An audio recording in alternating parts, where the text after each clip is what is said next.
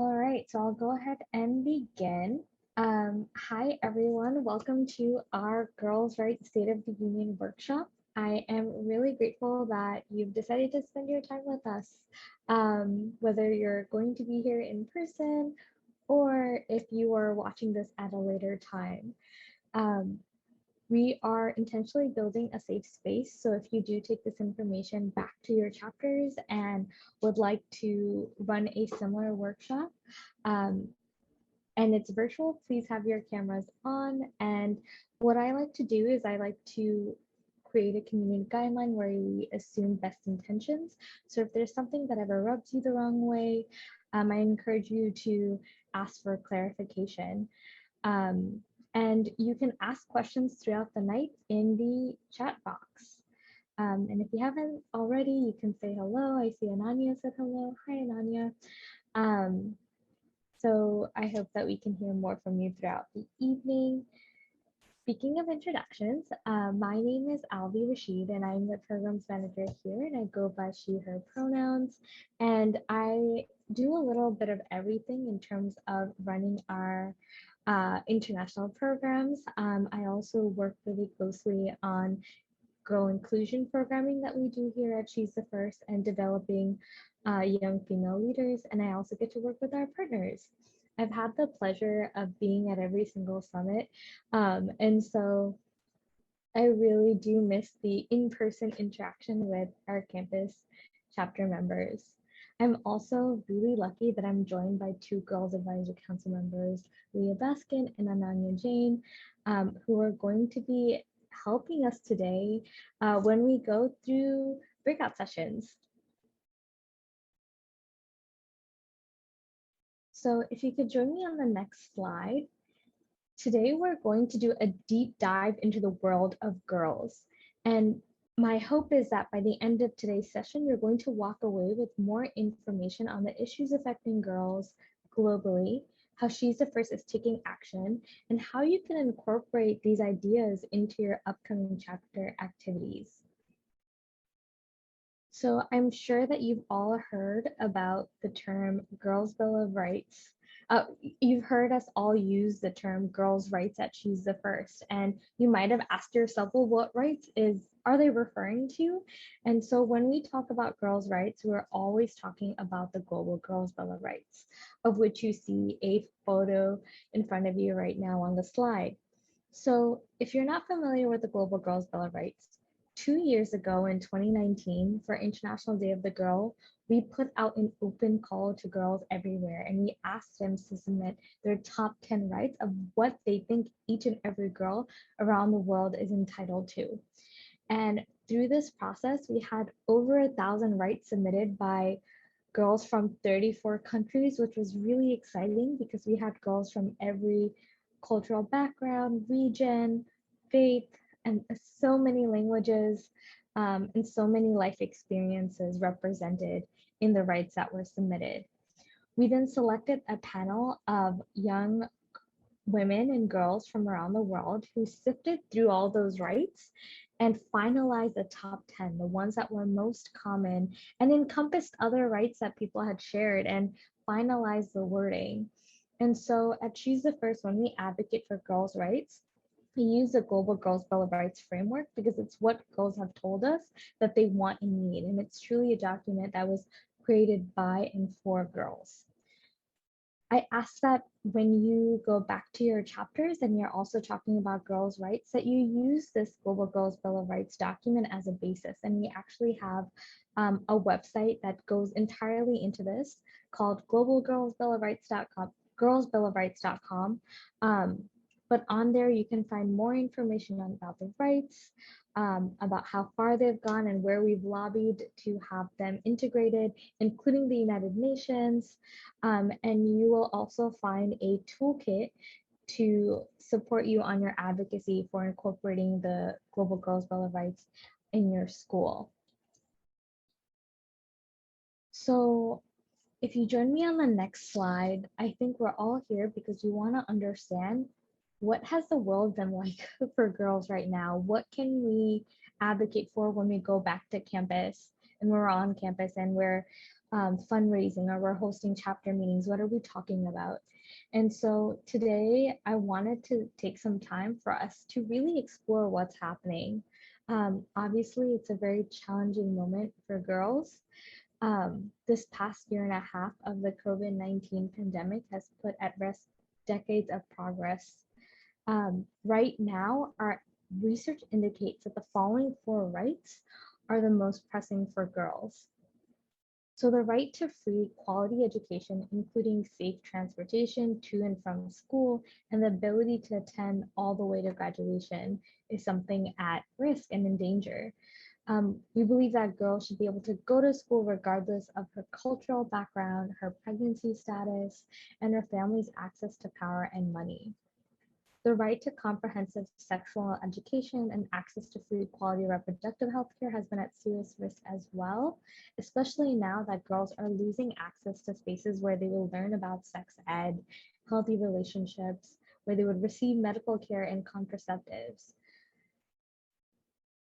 When we're talking about this right, it means that girls are entitled to an education where she receives all the information she needs on her body, as well as all the things that I just listed.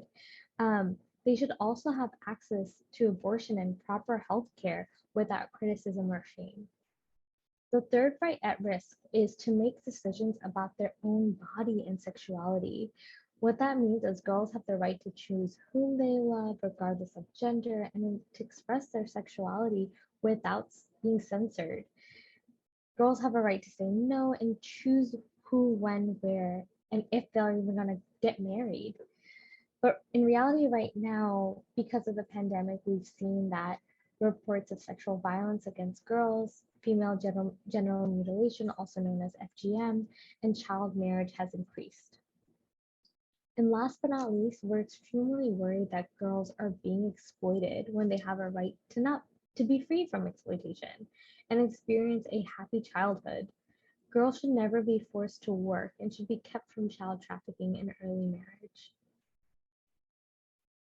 So on the next slide, I want to take a moment to explore where girls were prior to the pandemic so that we can really understand what's happening right now. So we're going to take a step back. And if there's anything that you know of as well, I encourage you to drop it in the chat box so we can all create this environment of learning and we can learn from one another. So 2 years ago, almost 2 years ago, 130 million girls were out of school.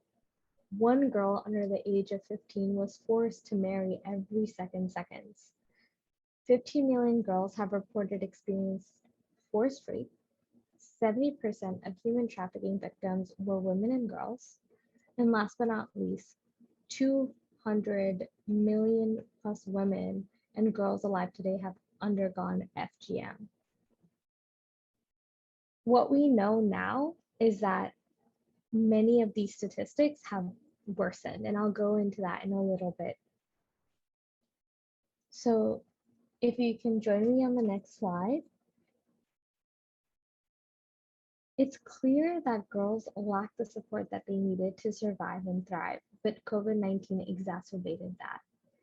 Students around the world have been staying at home, and everything from schools and workplaces to community centers and places of worship were closed. Girls have left school and returned home to much farther places. That made an already vulnerable group even more isolated. Girls lost their networks and private spaces with their teachers, friends, and other people they trust and confide in. I think we've all experienced this to some degree over the last year and a half, and it's led to a decline in mental health. These spaces also play another important role in girls' lives. Through these lines, girls learned important information on their bodies, their sexual health, and how to support system to ask personal questions and share sensitive information. Because of gendered responsibilities, girls found themselves busier than ever at home. They're taking care of their younger siblings, male family members, and elderly family members. They're doing more household chores compared to their brothers, like cooking and cleaning, and they're the ones who are responsible for going outside and getting food and water and washing clothes and getting medicine. All of these things putting them directly in the line of fire and making it more likely for them to get COVID-19. Additionally, if they were one of the lucky ones to receive at-home, um, you know, at-home learning packets, we know that they're going to have a really hard time juggling their actual education with all the other additional responsibilities that they've had put on their plate. For many girls, this has meant moving back home with extended family members or moving to a more remote place like a village where it was really difficult for them to contact other people and have access to the internet or cell phone service. That made it really difficult for NGOs and community-based organizations to screen for potential issues that girls are experiencing. Last but not least, it was especially scary as some girls were stuck at home with their abusers and have no way to escape or inform others of what's happening.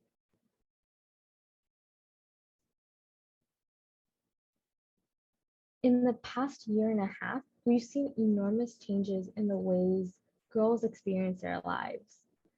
COVID-19 has affected the global economy negatively, launching 500 million people into poverty. With their families in insecure financial situations, girls are more vulnerable. More girls are being asked to permanently leave school to help support their families, either through jobs or by leaving their family through child marriage. Girls are at higher risk of child labor, becoming child brides, being exploited, or becoming pregnant. And last but not least, permanently leaving school, which would essentially trap them in the cycle of poverty. The impact on COVID-19 on girls around the world is far-reaching and is a situation that is still developing. As we know that many girls have returned to school while other girls have entered new lockdowns. Right now, though, emerging data is telling us that 20 million more secondary school age girls may never return to school when schools permanently open again. 10 million more girls will become child brides by the year 2030. Calls to domestic violence and child abuse helplines in many countries have increased significantly. The rate at which girls are being targeted by traffickers for sexual purposes, forced marriage, forced begging, and forced criminal acts has also increased. Last but not least, 2 million girls will be subjected to FGM in the next 10 years. At this moment, I want to ask that you all kind of check in on how you're feeling. If you feel comfortable, you can share it in the chat box as well. But I know what I'm feeling when I read this is a lot of sadness, but then a lot of anger that this is not the situation that girls should be in, right? All girls are entitled to experience their childhood and go to school and to secure a better future for themselves, one that they get to shape what that looks like. So one thing that I'd like to say, if you can go to the next slide, is that the feelings that you're having right now are incredibly important. And these are the feelings that should help fuel the fire inside of you to take action for yourself, for girls in your life, for girls that you don't even know. And you can make a difference. And you have been making an incredible difference and impact in your chapter. So I know that I shared a lot of information, and we're also going to have a chance at the end of today to ask questions. But I think the biggest question you might have right now is, what is She's the First doing to support girls right now? And so I will kick off with that question. If you can join me on the next slide. So our strategy to make sure that girls' rights are met and that they are educated, respected, and heard is recognizing that we need to create that world and we need to rebuild what's happening right now. We're addressing broken systems that keep girls from their potential by solving 3 strategic issues girls face. 1, girls' voices are overlooked even in spaces where they should hold power, like in their families or at school. Organizations lack the resources and especially funding to provide girls with holistic support. And last but not least, the policy systems and communities fail to support the full expression of girls' rights. Our values of being anti-oppressive and girl-centered guide all the work that we do. At She's the First, we recognize our niche in fighting for girls' rights is twofold. One, we can strengthen ecosystems for girls, and then the other is to create spaces where there's advocacy led by girls. Strengthening ecosystems for girls essentially means building support systems around girls by providing community-based organizations with training, flexible funding, and girl-centered resources. We work together with girls, campus chapters, and their allies as partners together so we can advocate for their rights and spark change around attitude towards girls. To aid with that, we create toolkits, guidebooks, and social media initiatives for their advocacy. Now we're going to kind of do a little bit of a deep dive of the 3 values that govern all the work that we do, and we're going to kick it off with our value to be anti-oppressive.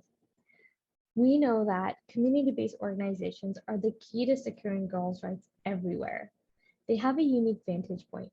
There's already built-in trust with the community because they represent that community, and because of that, they personally understand the experience girls are going through. We are 150 million% sure that the expertise and power to help end gender inequality lies with community-based organizations and girls.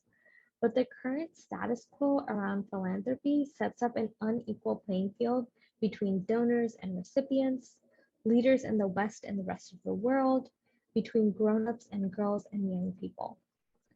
As an organization, we make a concerted effort to address this inequality in these relationships.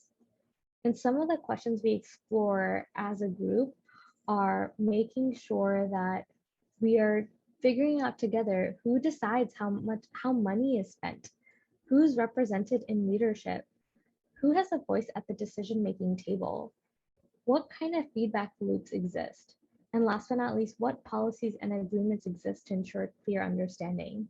And I actually think these are some strong questions for you to go back to your chapter and explore as a team together, and how you're deciding how funding is spent, how diverse your leadership is, and how they're including different people's experiences. How's your chapter making decisions? How are your chapter members able to share feedback that they have for leadership? And last but not least, how is everybody on the same page? How are you creating those systems? And that really helps us create an anti-oppressive organization and keeps us in check. Our next value is to make sure that everything that we do at She's the First is girl-centered. And kind of going back to that last question I posed in the previous slide about what systems do you have in place to make sure that everyone's on the same page. Part of being girl-centered is making sure that since we are an organization for girls, everything that we do needs to be run by girls to make sure, does it fit your needs? Is this what you're looking for? And how can we improve this for you?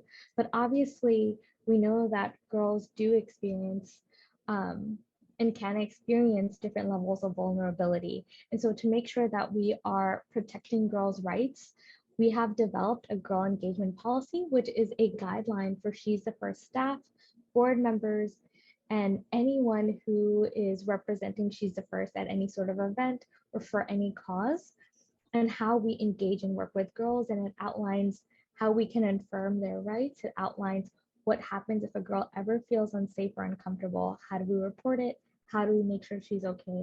And how do we prevent that going forward? Our primary way to make sure that we do have girls' voices at the center of everything that we do is through our Girls Advisory Council, which is made up right now of 18 young women and girls from around the world, including girls representing the campus chapter community, girls representing partner programming, girls who have never heard of She's the First before in their lives, to really make sure we're trying to get as many perspectives on. And each month we report back into the Girls Advisory Council and share with them what's happening at She's the First. We share with them strategy, campaign ideas, toolkit development, and we incorporate their feedback going forward. And we try our best to update them on how that's going and how we've incorporated their ideas. 2 members of the Girls Advisory Council actually sits on the board of directors of She's the First, and they have voting power. So essentially, they have more power than all members of She's the First staff, except our Chief Programs Officer and our Chief Executive Officer who sits on the board. So often, like, they're my boss in a way, and they get to like make decisions on things that like I've never heard of. I'm just told. So it's something that I'm really excited about and hope that it's a practice that more organizations develop to make sure that their constituents that they're serving is at the very highest levels of decision making. So the Girls Advisory Council, one way to think of it is that they're advising on everything that happens internally at She's the First in the creation and development phase. And what the youth ambassadors do, which is also another network of girls representing a plethora of identities and experiences from around the world, is advise on all our external communications to make sure that it speaks to girls, is helpful and interesting to girls, and shares their stories and voices and perspectives in a way that does them right and resonates with them.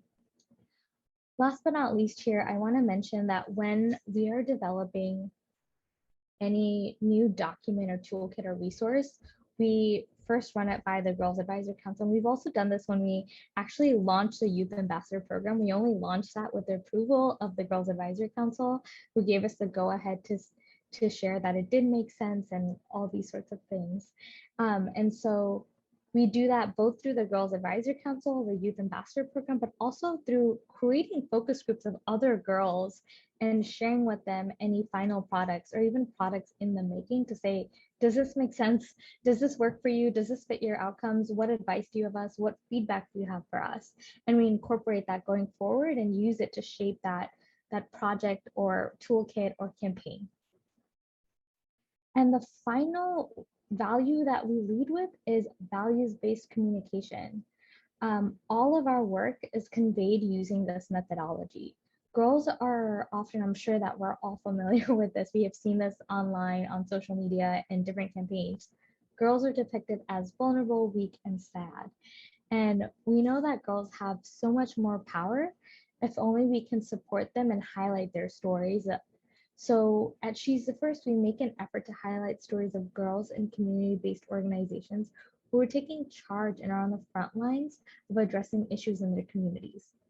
Girls provide their fullest informed consent and co-direct their stories. So our rule of thumb when we are sharing girl stories is to make sure, like, is this a piece, is this document, is this photo, is this story going to be something that she looks back and it sparks pride in her?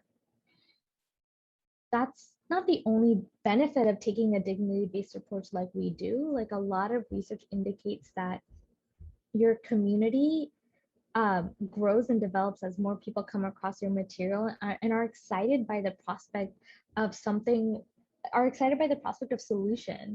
It's something that inspires them. So we also have a workshop on values-based communication. So if you'd like to learn more about that, I can connect you to more resources at the end of today. So now we're going to kind of delve deeper into the 2 parts of She's the First. And so we're going to talk a little bit about our work in strengthening ecosystems for girls. And bear with me one second. Let me just charge laptop. All set. So as I mentioned earlier, strengthening ecosystems for girls really means that we're building and equipping the support systems around girls that are community-based organizations with everything they need to make sure that they can support girls in the best way possible. And so the primary and the way that you probably all are very familiar that we do this is through our She's the First Partner Coalition, which is a group of 12 partners in 11 countries representing East and West Africa, Latin America, and South Asia. And while our partners all have slightly different ways that they engage girls, ultimately all of them prioritize girls' education and girls' rights. And we work really closely together to make sure that girls are receiving everything that they need, whether that's providing training for teachers and mentors on SRHR, whether that's funding for tech courses so girls have better job outcomes, or maybe it's just simple as like funding their education. And partners get to choose where they allocate that money through something called flexible funding, which is actually an anti-oppressive approach because we understand that partners are the experts and how they need to utilize resources to best engage with girls. Our second way that we strengthen ecosystems is through our Girls First Network, which is a 300 plus online community made up of girl-centered practitioners. And it's a space online that is where we share advice with one another, best practices, grant opportunities, job opportunities. And every year we get to convene at our Girls First Summit that happens in Nairobi, Kenya, where they're trained on things like girl-centered program design, building child safety practices, making sure they can safeguard girls against risk, and other things that would be helpful for them as they build out inclusive programming for girls. And our final way that we're doing this, and my kind of thing that I'm most excited about because I helped launch this year, is our Girl-Led Incubator program, where we support and train 6 femme-identifying young leaders who have founded or co-founded their own organizations.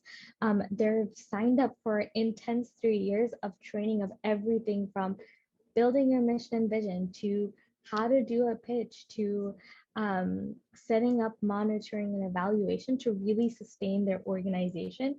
And they've all been selected because they are transforming outcomes for girls in creative and unique ways. And we actually have a post on Instagram where we highlight all their organizations. So if you wanted to learn more of that, you can check it out there. The second bucket of everything that we do is through, before I get there, I actually wanted to highlight our COVID-19 response fund. And so I know I spent a lot of today's presentation talking about the situation that girls are currently in and how much of that has been exacerbated or worsened because of the pandemic. And we actually realized that early on that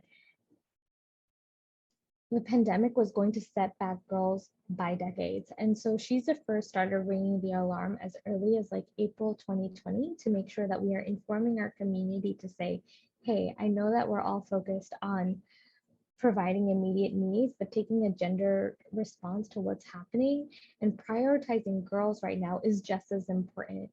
And so we launched our COVID-19 response fund that helps support our partners as they shifted gears in their communities to make sure that girls were receiving everything that they needed to be safe and taken care of. And so some of that includes supporting our partners so that they could deliver care kits to over 1,000 girls. And what was really cool is that those care kits were actually in exchange for the knowledge and agreement that girls would get to return to school back when schools were open. So it was something that put the economic power in the hands of girls. We've also made sure that mentors were able to translate school material for girls and disseminate this information through radio, through WhatsApp and other creative methods. And not only that, this technology was leveraged in a way so that girls were also creating spaces where they can connect with their friends and they can connect with their mentors and learn important things about their bodies and their sexual health, because a lot of that was closed now that girls weren't able to organize in person. more girls were able to receive technology so they can continue their education and continue being connected to others. Through this, we were able to reach more than 60 communities. And I think the other really cool thing about the past year and a half is to see how girls have risen to the challenge. All of girls in our partner programming were ready and equipped because of their education and understood what COVID was and what they needed to do to prevent it. And they were on the front lines of disseminating and translating that information to their community. Some of them literally translated the dominant language in their country to their indigenous languages so their people could understand. Some of them set up hand sanitizing stations in their community. And we even had some girls who created skits and circulated them on WhatsApp so people knew how to be socially distant.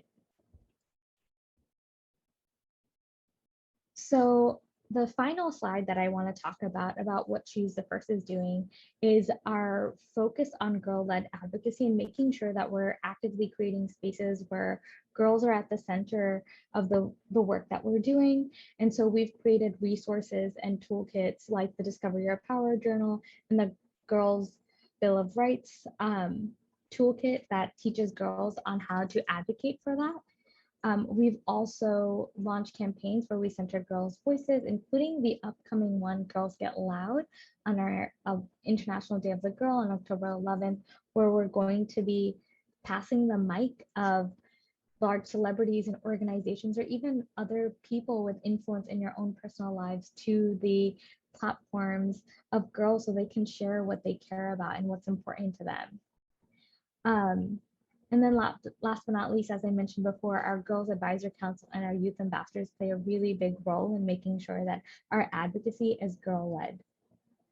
So I know I shared a lot about Choose the First, and I mentioned this at the start of today's presentation, but we're going to be creating space where we kind of touch base on what we can do as a group to make sure that we can embed girls' rights even further in the work that we're doing.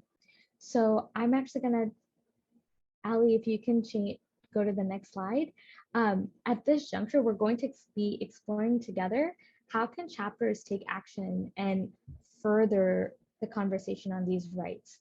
And so if you go to the next slide, I've listed several opportunities from my own experience in working with chapters of things that you're already doing on campus and how it can deepen opportunities for more advocacy.